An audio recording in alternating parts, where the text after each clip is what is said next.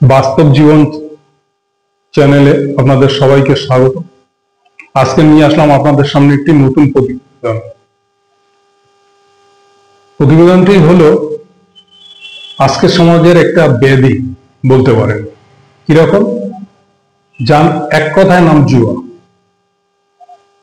এই জুয়া খেলে কোটি কোটি মানুষের মধ্যে হয়তো একজন কোটিপতি হচ্ছে, বাকি সব রসাতলে যাচ্ছে, জীবন শেষ করে দিচ্ছে এবং জীবনে অন্ধকার নেমে আসছে। তাদের নিয়েই এই করুণ দৃশ্য দেখে আমার মনটা খুব ব্যথিত, তাই আজকের এই গল্প নিয়ে আসলাম আপনাদের সামনে। দেখুন, জুয়া আগে একসময় রাজা মহারাজারা খেলে, আর এখন খেলে কারা?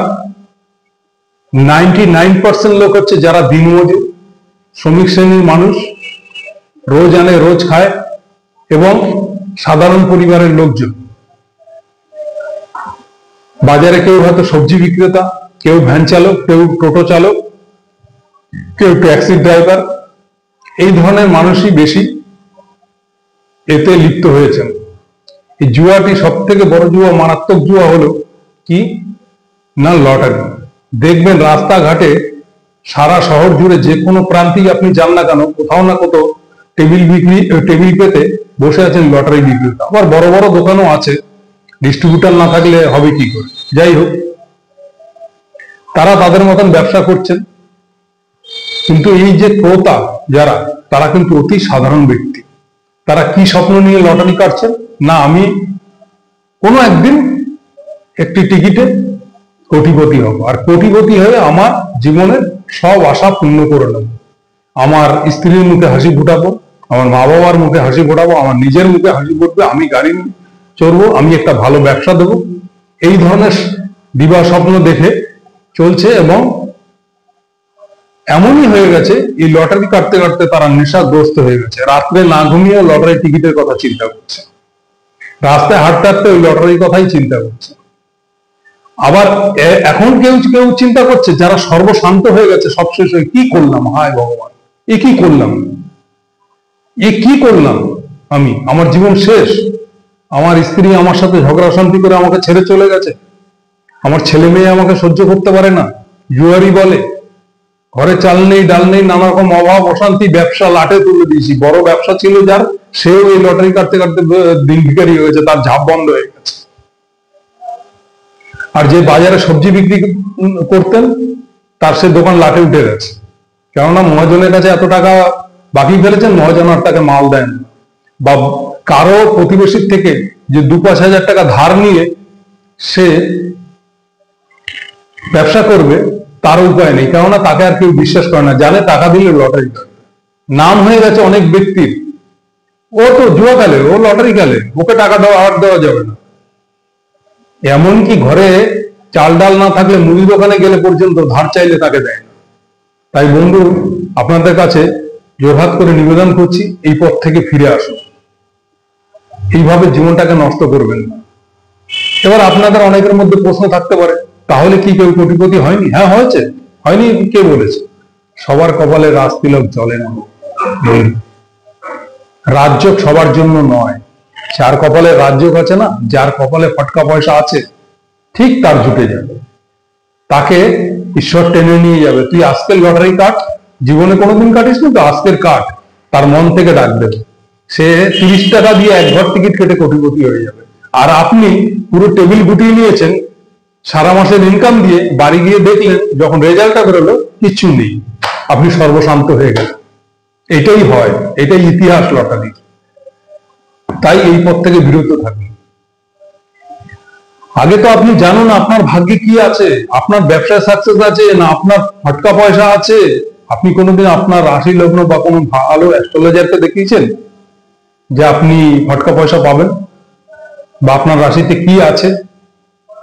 আপনি ভাগ্য সম্বন্ধে জেনেছেন? জেনে নিয়ে তারপরে যে পথে আগাবেন, সেটাতে আপনি সাকসেস পাবেন। কিন্তু এই নয় যে আপনার পরিশ্রমের পয়সা, রক্ত জল করা পয়সা আপনি নিয়ে সব লটারিতে ঢেলে দিলেন, আপনি কোটিপতি হয়ে যাবেন। সব পূরণ করবেন? সব পূরণ করার ইচ্ছা আছে, লাখ ট্রাই করার ইচ্ছা আছে, কোনো ব্যাপার না। চা সিগারেট খান, অনেক পয়সা জলে জলি দেন, তার থেকে 30 টাকা বাঁচিয়ে কোনো একদিন মনে হলো 30 টাকার এক ঘর লটারি টিকিট কেটে পকেটে রেখে দেবে, সম্পূর্ণ হয়ে গেল, লাখ টাকাই হয়ে গেল, বাদলে ওটাই হবে। সর্বস্ব ইনকাম দিয়ে করলে হবে না। আর একটা কথা বলি, যে টাকার আপনি পার ডে টিকিট কাটেন সেই টাকাটা ঘরে এসে একটা জায়গায় রাখুন না। সারা মাস পরে দেখবেন 1010 টাকা হয়ে গেছে, 30 দিন পরে ওইটা বের করে মনে করবেন লটারি পেয়েছে। ওইটা কোনো ব্যবসায় খাটান, ইনভেস্ট করুন, আপনার জীবন ফুলে উঠবে। অল্প অল্প অল্প অল্প বিন্দু বিন্দুতে সিন্ধু ভরে যাবে, কিন্তু এইভাবে কোনোদিন আপনি কোটিপতি হতে পারবেন না। দেখবেন আজকে বহু মানুষ বোকা বানাচ্ছে অনেক অ্যাস্ট্রোলজাররাও, অনেকে, বলতে আমার নাম বলছি না, খুব খারাপ লাগে, এরকম সোশ্যাল মিডিয়ায় এসে জ্ঞান দেয় টিকিট নিয়ে, আমার থেকে টিপস নিন, আমার থেকে এই নিন, আপনার আছে আপনি টিকিট কাটুন, এ মাসে আপনি কোটিপতি হবেন। এসব প্রতারণায় পা দিয়েন না, এসব প্রতারণায় পা দিয়ে নিঃশেষ হয়ে যাবেন। তাকে বলুন না, আপনি যখন এত কিছু জেনে বসে আছে, তাহলে আপনি কেটে কোটিপতি হয়ে দেখান না। আপনি কেন সোশ্যাল মিডিয়ায় জ্ঞান দিয়ে বেড়াচ্ছেন? আপনি জ্ঞানটা বন্ধ করে আপনি টিকিট কেটে কোটিপতি হয়ে দেখান। উনি যদি দেখাতে পারতো তাহলে উনি জ্ঞান দিয়ে পয়সা কামাতে আসতো না। বন্ধু, আমার জ্ঞান দিয়ে পয়সা কামানোর ইচ্ছা নেই, যেটা বাস্তব সেটাই আপনাদের সামনে তুলে ধরছি। তাই এই পথ থেকে আজই বিরতি নিন এবং জীবনটাকে সুন্দর করুন, জীবনটাকে নষ্ট করুন না। কোনো নেশায় আজ পর্যন্ত কোনো মানুষের উন্নতি হয়নি। মদ্য নেশা বলুন, ধূমপানি বলুন, আর জুয়া খেলার নেশাই বলুন, নেশা নেশাই হয়। কোনো এই ধরনের নেশায় কোনোদিন মানুষের, হ্যাঁ নেশা রাখুন না, ভালো নেশা রাখুন, কোনোদিন বছরে একদিন ভ্রমণ করুন, ভালো কিছু করুন। অল্প বয়সী যারা আছে খেলাধুলায় মন দিন, জিমে যান, এইভাবে নেশা করুন, তাতে উন্নতি হবে। বা ব্যবসার প্রতি আপনি লক্ষ্য রাখুন। ছোট ব্যবসা আপনার, মন খুব খারাপ, এই ব্যবসা করে বড় কি করে হবো? বন্ধু, লক্ষ্য রাখুন, ব্যবসার প্রতি একাগ্রতা রাখুন, মনটা পুরো সেখানে নিবেশ করুন। যে নিবেশটা এদিক ওদিক করছেন, করে আস্তে আস্তে ডেভেলপ, কি করলে ব্যবসাটা ডেভেলপ হয় সেদিকে নজর রাখুন। দেখবেন আপনার ডেভেলপ, খুব ঈশ্বর আপনাকে আশীর্বাদ করবে যে না, ছেলেটি এইভাবে খাটছে, পরিশ্রম করছে, ওর একাগ্রতা আছে, ওর দৃষ্টিভঙ্গি ভালো, এত পরিশ্রম করছে, আপনাকে এই দেখে আশীর্বাদ করবে, আপনার ব্যবসা ফেপে ফুলে উঠবে। যে কোনো উন্নতির পথে একাগ্রতা রাখুন। জুয়াতে একাগ্রতা রেখে আজ পর্যন্ত কেউ ধনী ব্যক্তি হয়নি। যদি ধনী ব্যক্তি হতো তাহলে যিনি ডিস্ট্রিবিউটার আছে প্রতি মাসের টিকিট নিয়ে উনি খেয়ে বসে থাকতেন, আর উনি প্রতি মাসে কোটিপতি হতেন। এটা বোঝার চেষ্টা করুন, সাধারণ সেন্স এটা। একজন ডিস্ট্রিবিউটারের কাছে এক সপ্তাহে কয়েক কোটি কোটি টিকিট আসে, তাহলে উনি যদি জানতেন যে এই টিকিটের মধ্যে কোটি আছে, তাহলে তো উনি কোটিপতি হয়ে যেতেন, কোনো চিন্তা ছিল না। তাহলে চিন্তা করুন, একটা ডিস্ট্রিবিউটারের কাছে এক বছরেও হয়তো একটা কোটি হয় না, আর ধরে নিলাম এক বছরে হয়, জানেন কয়েকশো কোটি টিকিট বিক্রি হয়েছে, তার ফলে তার ডিস্ট্রিবিউটারে, তার এজেন্সিতে একটা কোটি হয়। এইটুকু বোঝার চেষ্টা করুন।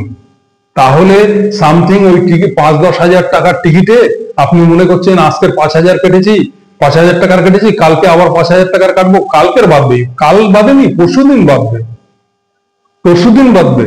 আজকে 300 টাকার কেটেছি, কালকে 400 টাকার হলেই ওই টিকিটটা ফেলে আসলাম, ওটাতে একটা 25% গ্যারান্টি হয়েছে, ওইটা আমার পাওয়ার কথা ছিল। এই ধরনের আফসোস ভুলে যান। আপনার পাওয়ার কথা ছিল না, তাই আপনি পাননি। আপনার যদি এখানে রাজযোগ থাকে, একটা কথায় আছে, যদি থাকে নসিবে পদে হাঁটি আসিবে।